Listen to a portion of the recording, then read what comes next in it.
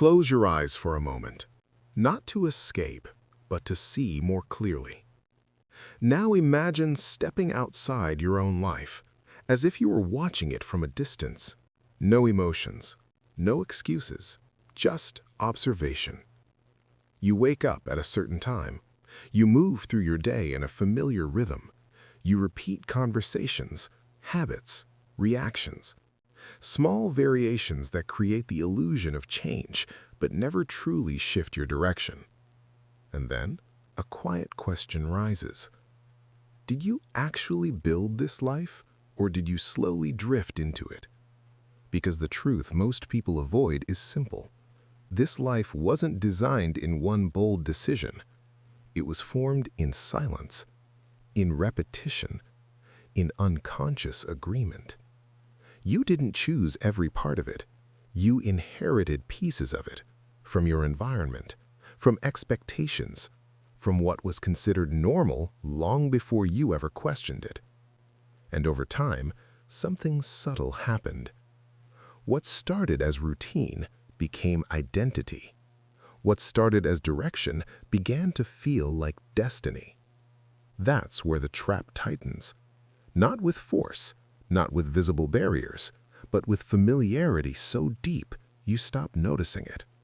You repeat something long enough, and it feels like who you are. You follow a path long enough, and it feels like where you're meant to be. By the time doubt appears, you're already deep inside the structure. And that's why most people never break free.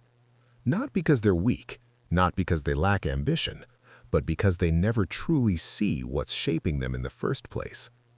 Control doesn't always come with chains. Sometimes it comes with comfort, with structure, with a quiet sense of normal that feels safe enough to never question. And once that structure becomes invisible, it becomes nearly impossible to escape. So now you're facing something different, not an enemy you can fight, not a wall you can break, but a system that feels natural while quietly limiting every move you make. And the moment you start to see it, everything changes. Because awareness creates a choice. You can stay inside what feels comfortable, repeating the same patterns, the same outcomes, the same life. Or you can start breaking what was never designed for your growth. Most people will choose comfort. A few will notice. Almost none will act. So now, the only question that matters is which one are you? Take a closer look at what people call a normal life. It doesn't just happen randomly. It's built, reinforced, maintained with precision so subtle you don't even recognize it. Every day follows a pattern. You think in familiar ways. You react in predictable patterns. You stay within environments that quietly confirm who you're supposed to be. Nothing feels forced. That's why it works. Because real control doesn't need pressure. It only needs consistency. Repetition shapes perception. The more you repeat something, the less you question it. What once felt like a decision becomes automatic. You stop analyzing direction because familiarity creates a false sense of certainty. You begin to believe this is just how things are. And that belief locks everything in place. Because the moment you accept your position as natural, you stop trying to change it. Life doesn't collapse dramatically. It doesn't fail all at once. It stabilizes through small loops, quiet cycles, predictable habits that keep you exactly where you are. You consume more than you create. You react more than you plan. You wait more than you position yourself. It feels harmless, but it isn't. These are not random behaviors. They are mechanisms designed to keep everything stable, predictable, controlled. And then comes the most dangerous illusion of all. You believe you're choosing this. You feel independent, free, in control. But look closer. You can choose what to watch, what to eat, what to say, but rarely do you question the structure itself. You're allowed to move, but only inside a boundary you no longer see. And over time, The boundary disappears from your awareness completely. That's how it sustains itself. Not by restricting you openly, but by shaping your habits quietly. Once your habits align with the system, your outcomes become predictable. And once your outcomes are predictable, your position becomes permanent. But the moment you recognize this, something shifts. You stop reacting emotionally to results and start analyzing the structure behind them. You begin to notice patterns, why certain actions always lead to the same outcomes, why progress feels limited, why effort doesn't always change direction. And in that moment, you gain something rare. You see where control actually exists. Not in motivation, not in temporary effort, but in the patterns that define your behavior. And if those patterns are built on repetition, then breaking repetition becomes your first real act of control. It won't feel natural. It won't feel comfortable, because you're stepping outside something that has been reinforced for years. But that discomfort is not danger. It's awareness.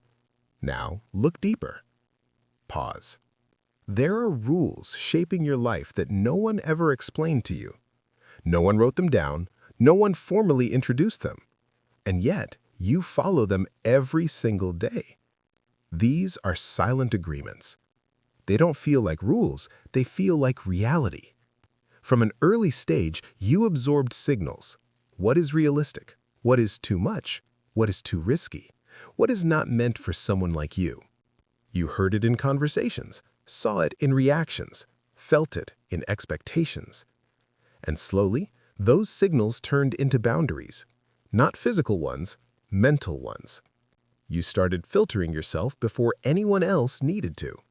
You adjusted your behavior to fit expectations, lowered your ambition to avoid attention, held back ideas to prevent judgment. No one forced you, but the pressure was still there, because it was social. And social pressure doesn't need rules. It operates through acceptance and fear of losing it. So you stayed within the line, not because you had to, but because it felt safer. That's the power of invisible limits. You begin to believe they are yours. You measure your potential based on standards you never chose. And once that happens, your behavior becomes predictable again. You don't take certain actions, not because you can't, but because something inside tells you that you shouldn't. But the moment you start noticing this, the moment you catch those thoughts, something opens. A gap. Pause. A moment where you can choose differently. Breaking those limits won't feel easy. It will feel like stepping outside what's allowed. People may question you, doubt you, try to pull you back. Not always intentionally, but because your movement disrupts their sense of normal. And normal always tries to protect itself. But that resistance is not a sign to stop. It's a sign that you're no longer operating inside the same boundaries. And that's where real control begins to return. Now, look at your time. You think you're wasting it, but the truth is more precise. It's being taken from you, piece by piece. Minutes disappear in small distractions. Hours dissolve in constant interruptions. By the end of the day, you feel busy, but nothing has actually moved forward. And this is not random. It's structured. Because if your attention is constantly occupied, you never step back to question direction. Your day isn't guided by intention. It's shaped by interruption. Notifications, endless content, passive scrolling. You move from one thing to another, never staying long enough to build anything meaningful. Each moment feels small, but combined, they form a pattern. And that pattern shapes your life. Growth doesn't require stopping you completely. It only requires keeping you distracted long enough that you never prioritize it. That's why most people are always about to start. They think, they plan, they imagine, but they don't execute consistently because execution requires focus, and focus is constantly being broken. When your attention is scattered, your decisions become reactive.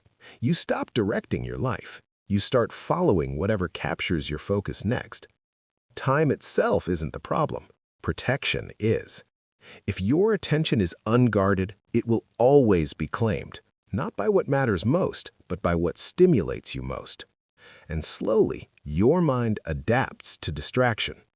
Anything that requires effort begins to feel uncomfortable, so you avoid it. And stagnation becomes normal, not through failure, but through disengagement. You stop building, you stop thinking deeply, you stop moving forward. And without realizing it, your direction is no longer yours. But the moment you decide to protect your attention, everything begins to shift. Silence replaces noise. Focus replaces chaos. And inside that discomfort, you regain control. Now look around you. Your environment is not neutral. It is shaping you, constantly.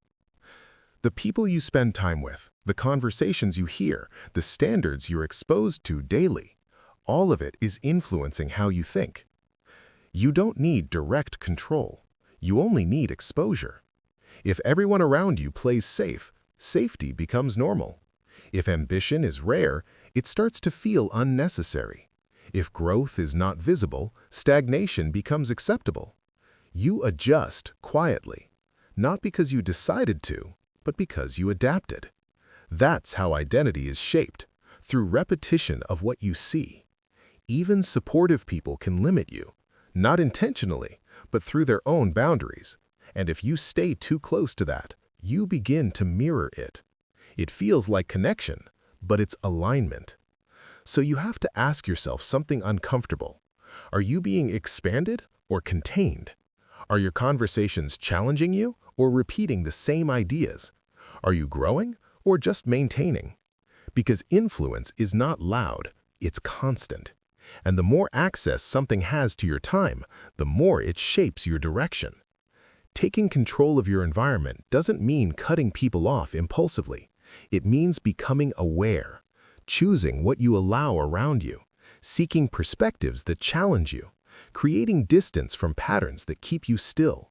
And yes, it may feel isolating at first because you're stepping away from familiarity, but what you gain is clarity, and clarity changes everything. Now, understand this. Comfort is not harmless. It feels safe, it feels deserved, but it is also a position, and that position is designed to keep you still. When everything feels easy, you stop pushing, you stop testing limits, you stop expanding. Not because you chose to, but because nothing is forcing you to move. You confuse stability with progress. You believe that because nothing is going wrong, everything must be right. But standing still is not neutral. It is slow decline. Because while you stay comfortable, others are evolving, and the gap grows quietly. Comfort removes urgency. It dulls awareness. It convinces you that this is enough. But enough is always moving, and if you're not moving with it, you're falling behind. The longer you stay comfortable, the harder growth feels.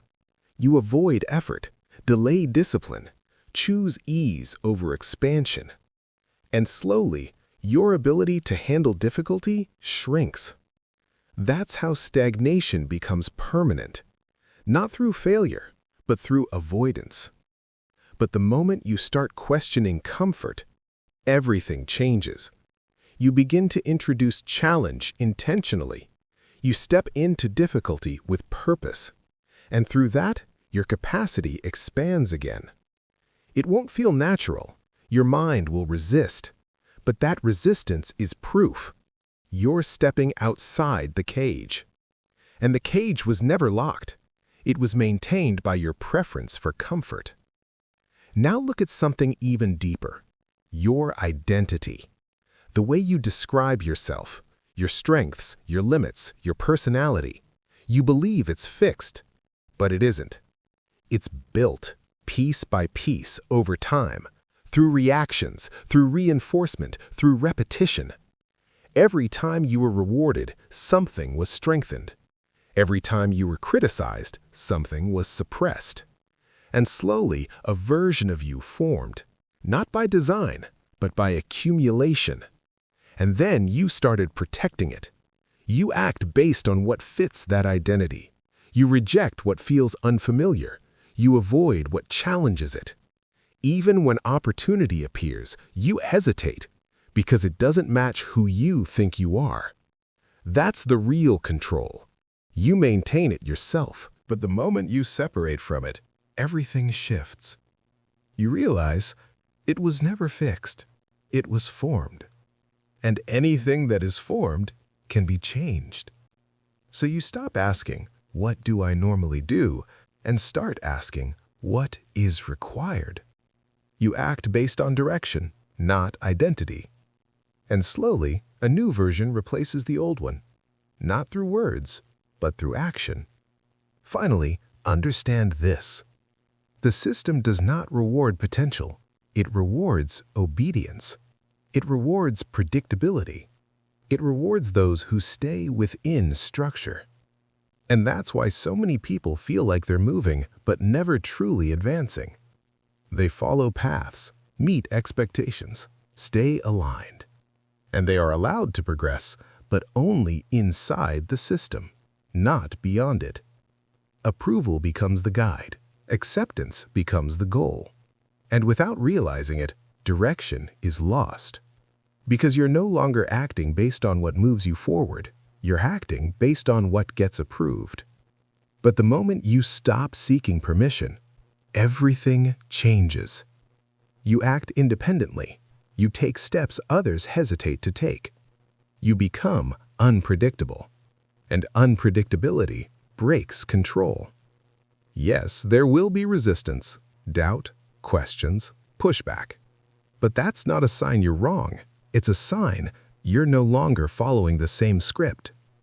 Now you see it, not as motivation, not as theory, but as structure.